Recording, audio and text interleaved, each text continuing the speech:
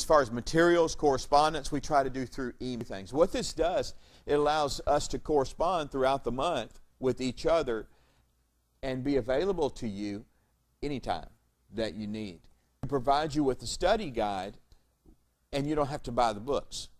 And the way we prepare the study guides is they basically are a compilation of different resources that we put together in order to make the lesson a wonderful college-level lesson without you having to buy 3 or 4 books every month for the class. So basically, we're just providing that for you and saving you quite a bit of money. You know, college text, even theology and counseling texts run most of the time can run $50 to $100, $200, you know, each. And if you look at the references in the back of some of our lessons, sometimes we have 20 different resources we're using.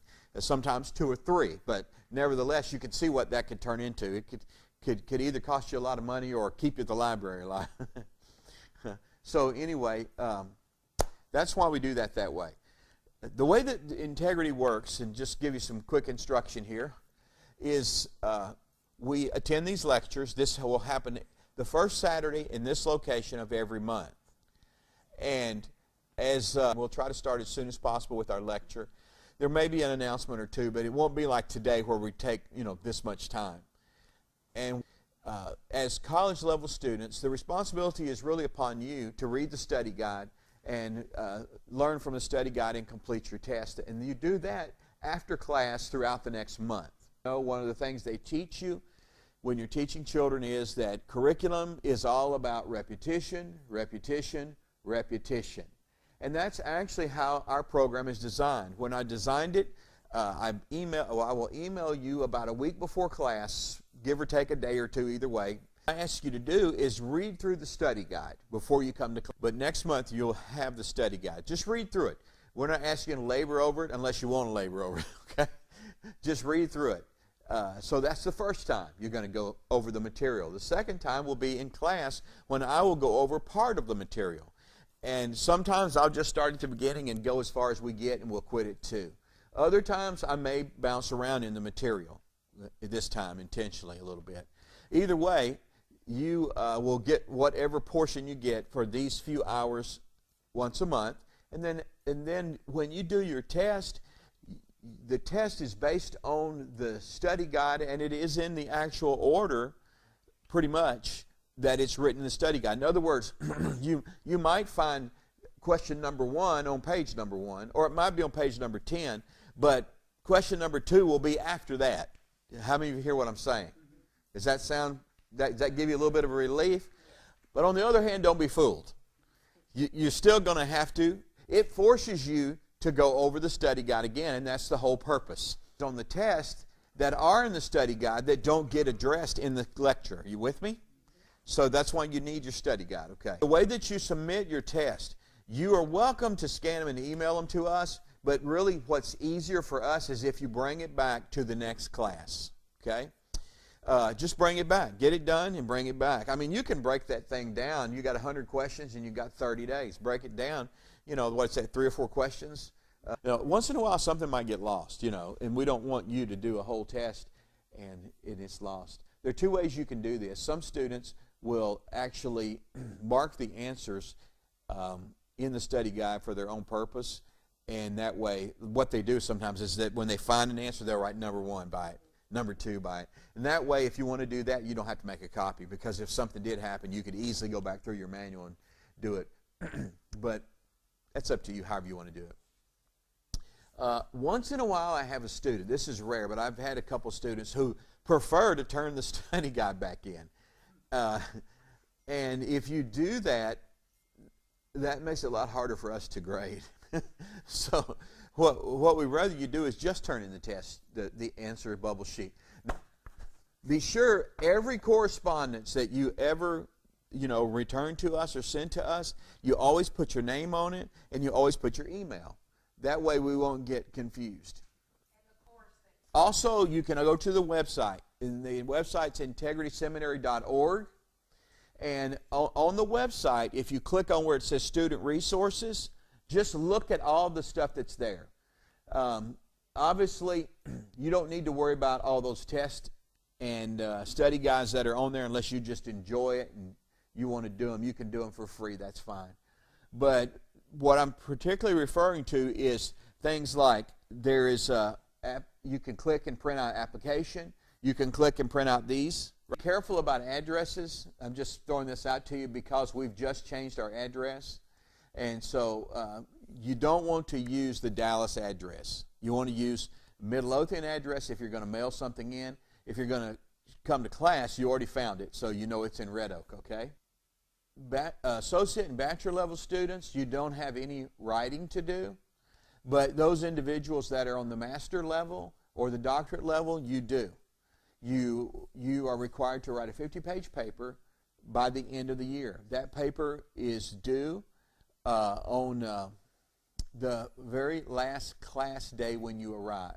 I'm telling you this now, so you have all year to do this. We do provide an option for you, and that option is if you're just not into writing, you can take 2 extra courses, but you'll have to do them at home, and you have to go to the website, and where you go back to student resources again on the website.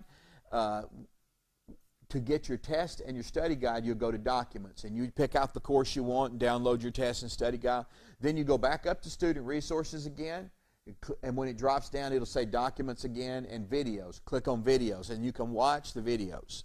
So you could do it at home, but it's up to you to decide whether you want to write the paper or whether you want to do the 2 extra courses.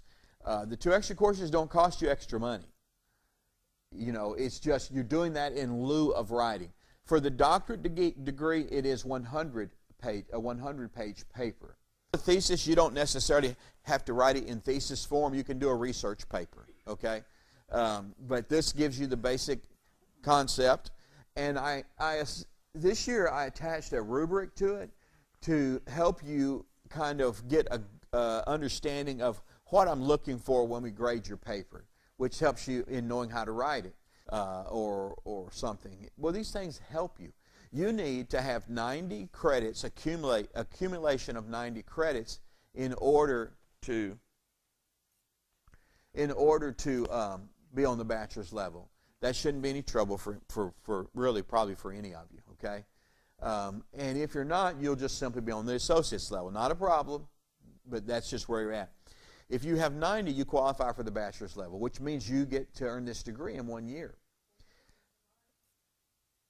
If you have 120 accumulated credits, you have an option to go ahead on the bachelor's level and earn a bachelor's degree, or you can enter into the dual degree program. Okay? What is that? The dual degree program is where you actually enroll in the master's level. And you're working on your master's degree, but once you complete your master's degree, you are awarded a bachelor's degree and a master's degree at the end of the year. All right? Because what we're doing is we're acknowledging the fact that you have enough credits to have a bachelor's degree, but they were just, random. You know what I mean? And stuff like that.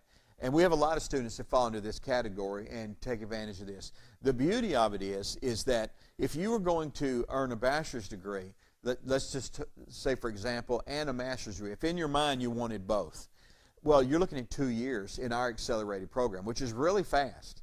But you can do it through this dual degree, you get it all done in the first year. And you save a lot of money. The important part I wanted to point out was the 2 main things you see here. The first one's class attendance. Because we are an accelerated program, it is mandatory that you attend class. You have to complete all 12 courses. Now, I know I'm dealing with adults, and adults have busy lives. First of all, class is only once a month. However, something comes up and you absolutely can't make it, shoot me an email and just say, I can't make it. But you need to know you still have to take that class. Okay? You have to complete the 12 classes. That's one of the reasons why we are able to give you a degree in such a short window, is because it's accelerated. So what you'll have to do is you'll have to do the class on your own at home. And by you sending me an email, what I can do is it takes me about a week, sometimes a week and a half, to get the videos edited. So I will send you a link. So give me a week, week and a half. This course today will be on YouTube. And so what I would do if you missed and you said, I'm sorry I missed, you'll still make your payment, but you will go online like we talked about earlier, and you will have already gotten it, the study guide and the test, prior to the week that you missed, okay? Then I'll send you a link